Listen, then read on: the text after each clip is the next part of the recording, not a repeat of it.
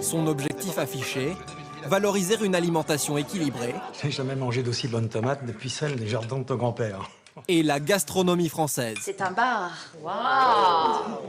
L'histoire d'un repas dominical pendant lequel un jeune enfant s'évade dans des rêveries sucrées. Cascades de chocolat, gâteaux, bonbons, sucre d'orge. Ça doit pas être mal, hein? Est-ce un hasard? Cette vidéo a été financée par le CEDUS, le Centre d'études et de documentation du sucre. Il représente les intérêts des producteurs de betteraves sucrières et des raffineurs de sucre. Autrement dit, le lobby des sucriers. Ce lobby a décroché il y a quelques semaines un accord inattendu. Selon ce document signé discrètement avec l'Éducation nationale, les fabricants de sucre pourront assurer l'éducation nutritionnelle, la prévention du surpoids et de l'obésité directement dans les écoles. En clair, ils pourront concevoir pour les élèves des activités autour du goût et du bien manger.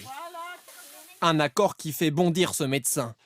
Lui a analysé plan par plan le film présent sur le site internet du CEDUS.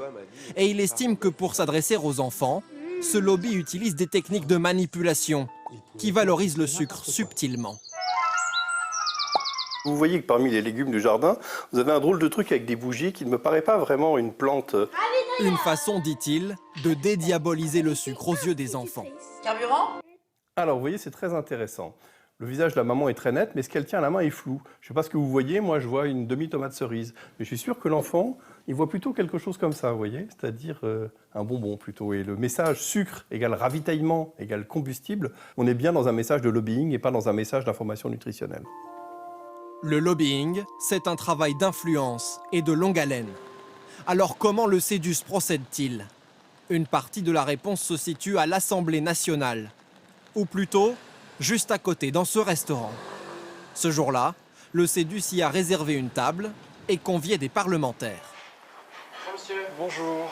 Il y a une réunion donc, qui est prévue avec des députés, un déjeuner ce midi. Oui, au-dessus, oui, ils sont D'accord. au deuxième étage. Okay. Le déjeuner se déroule dans un salon privé, impossible d'y assister. À ses invités, ils sont une douzaine, le CEDUS offre le menu gourmet, 75 €. À la fin du repas, Bonjour monsieur. certains invités refusent de répondre à nos questions catégoriquement. On est une équipe de France 2. D'autres assument pleinement leur présence. Juste 2 secondes. Le jour où il y aura un enjeu parlementaire, évidemment, ils vont me rappeler, me dire voilà leur position. Après, c'est à moi de prendre ou de ne pas prendre.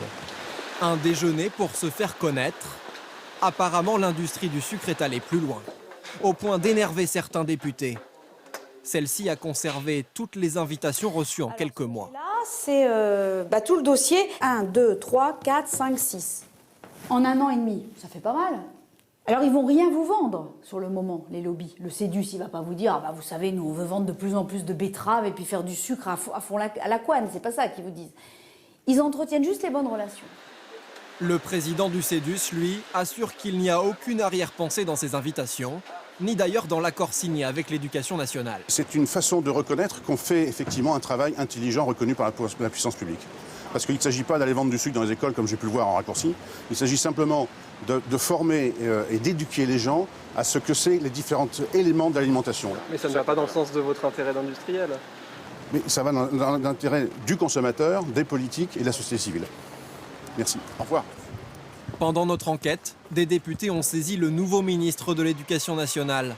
Benoît Hamon a réexaminé l'accord et l'a finalement dénoncé il y a quelques jours. L'industrie du sucre est priée de ne plus s'occuper de l'éducation nutritionnelle des enfants. En tout cas, pas en classe. En bref, la rentrée du Parlement européen, comme prévu, le social-démocrate